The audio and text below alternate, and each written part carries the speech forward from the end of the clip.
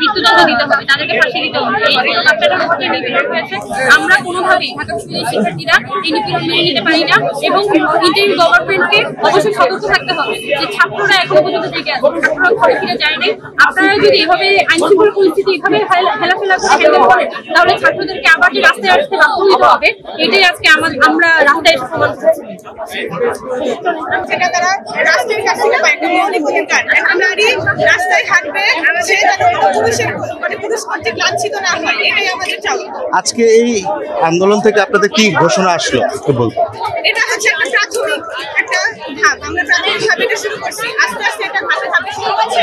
আমরা দেখবো, আমরা সময় দিব, এরপরে কি হয় তার পরবর্তীতে আমরা আরেকটা স্টেপ নিব, এইভাবে শুরু করব। আচ্ছা, আমাদের মা বোনদের যে নিরাপত্তাহীনতার মধ্যে ভুগছে আমাদের দেশ, এখন কি করা দরকার বলতে প্রথমত আইনের সঠিক প্রয়োগটাকে করতে হবে। আমাদের দেশে যে আইন আছে সেই আইনটাকে সঠিকভাবে করতে হবে, কার্যকরভাবে করতে হবে।